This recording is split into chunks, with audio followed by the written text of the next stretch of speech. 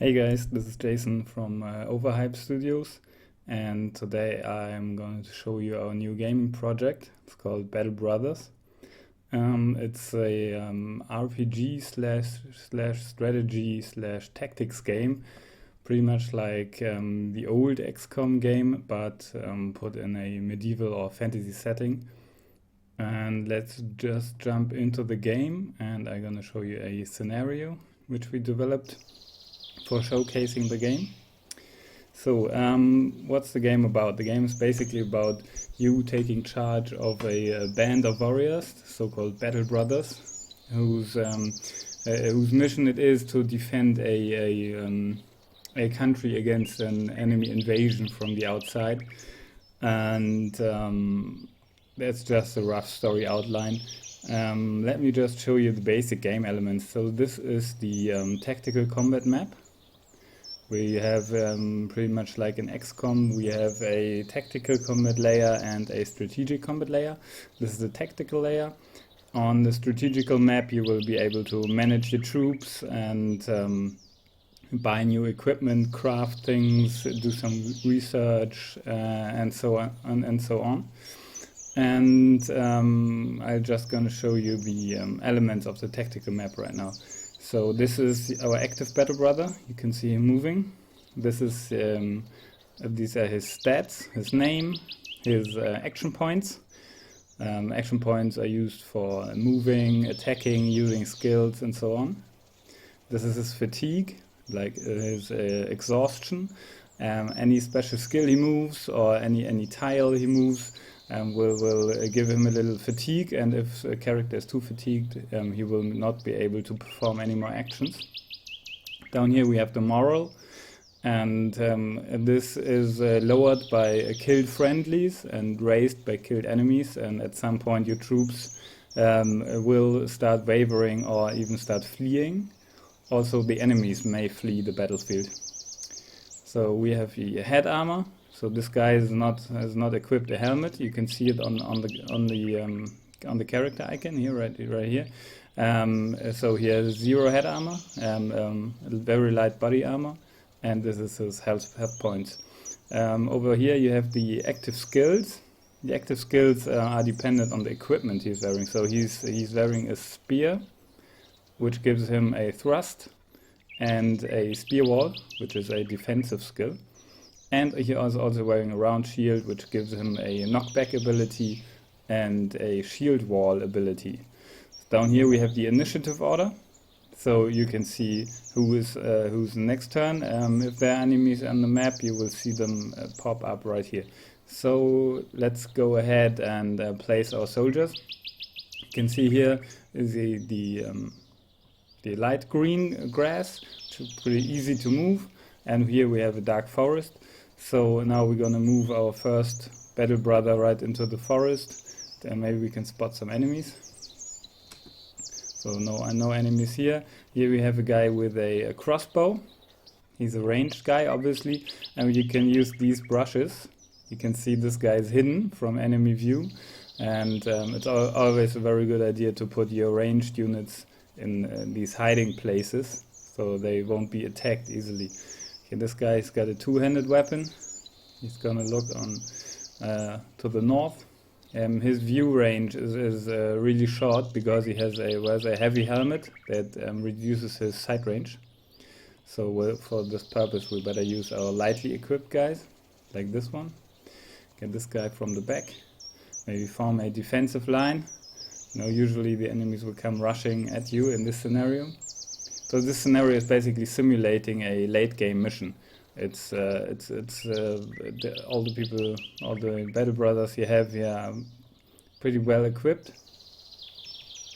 And okay, so here's our first enemy. It's a withered vampire. It's one of the most dangerous enemies you can encounter, and he will probably attack my bowman. Oh, there's another one.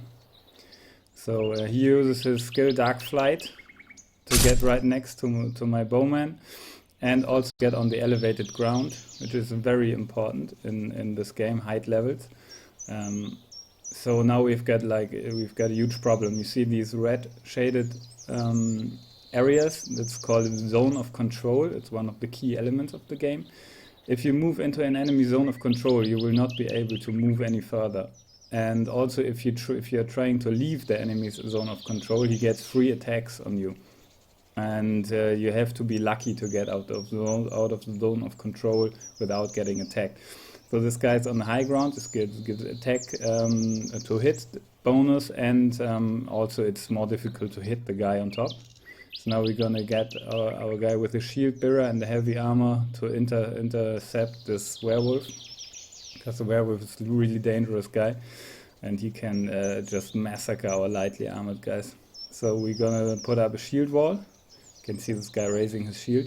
Now is a lot harder to hit.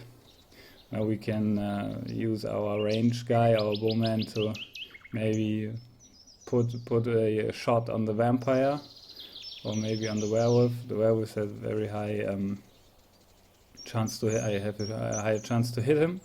So this is like a quick shot. You can do 2 of those, or an aimed shot with a higher percentage to hit. Okay, yeah, that's very good. We hit him. You can see that he lost some of the health points and his body armor. So now I really have to rush to the aid of this guy and defend him against the vampire. The vampire is like a really, really badass enemy. So all the guys I have here are pretty well equipped, actually. So this is more like a late game scenario. And you can also see that all the weapons and armor are quite historically accurate. So it's not your high fantasy game, but it's more like a low power medieval fantasy setting. It's not like the guys are wearing helmets with big horns on them or whatever. So this guy actually, to shoot a crossbow, it's quite different from a bow. So this just costs 2 action points, but you have to take a whole turn to reload. And now you can see, okay, it's 33% to hit. I will give it a try, but you have to be careful because you can hit your own guys.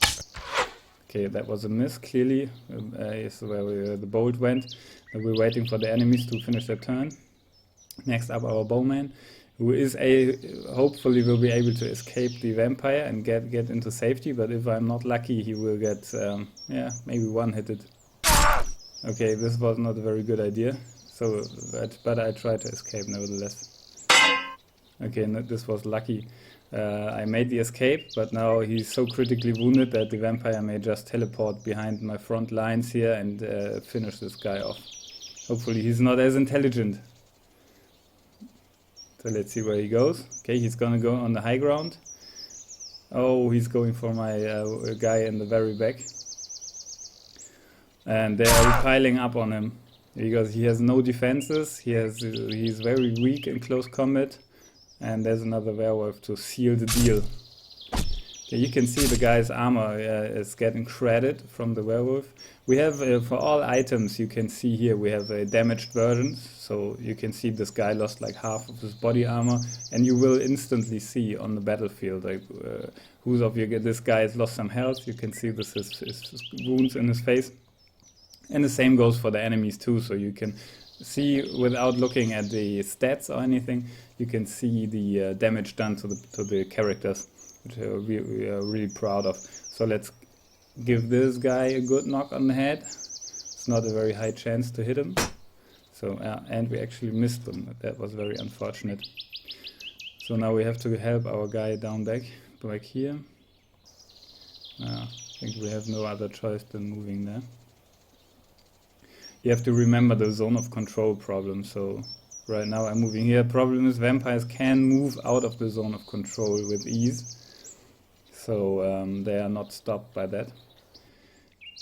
So I'm trying to defend the tiles around him. So for this reason he's making a spear wall.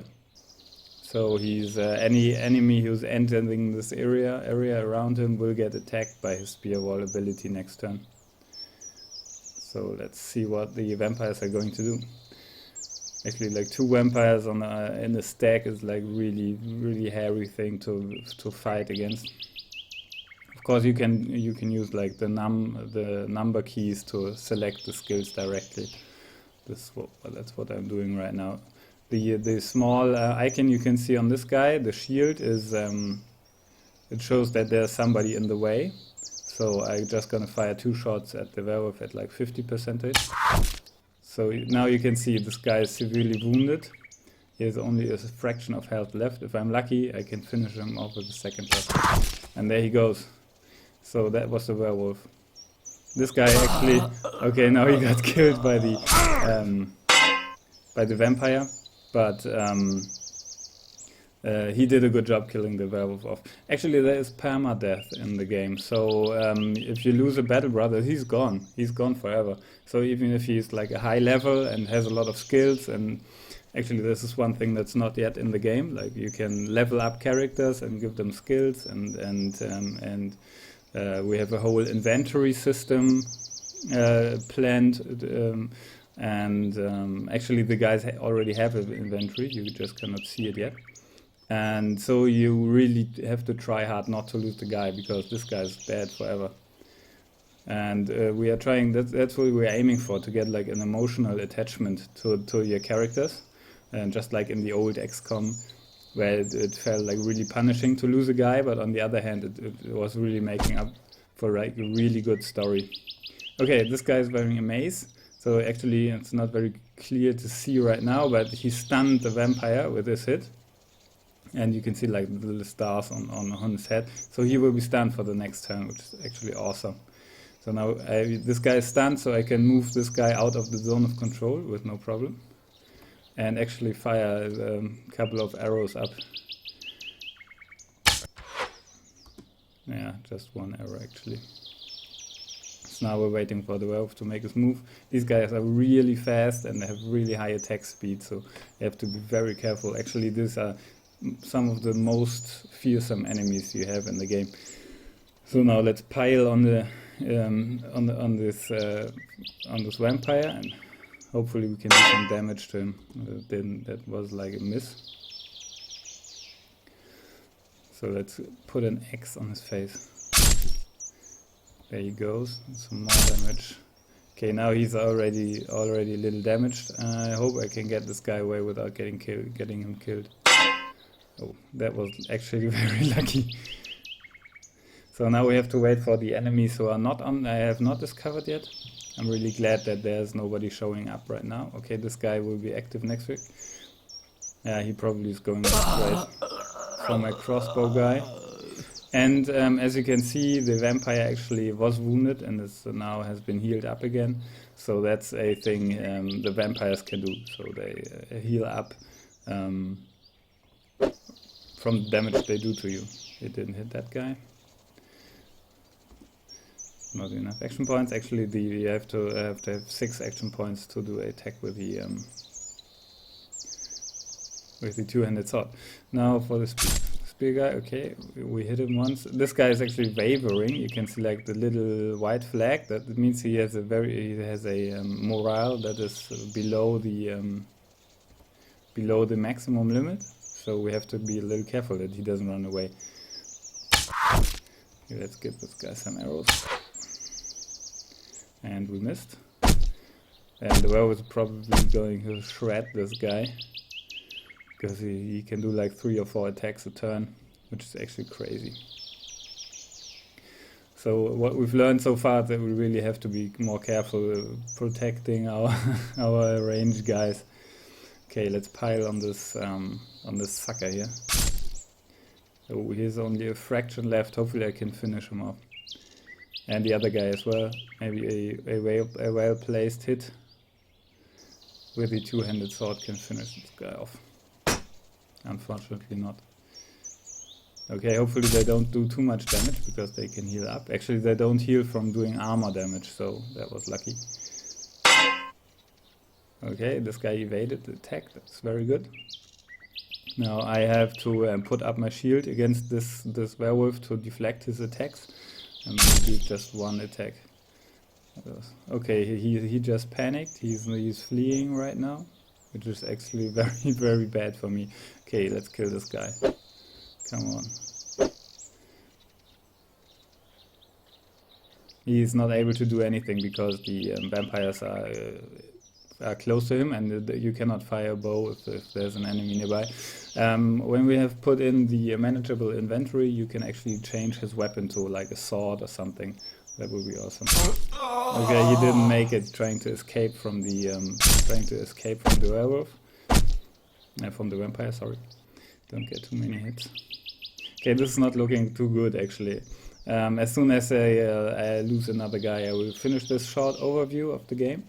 So yeah, you can have a first look at our game, and also subscribe to our YouTube channel for some future updates, and hit us up on Facebook. We just started that.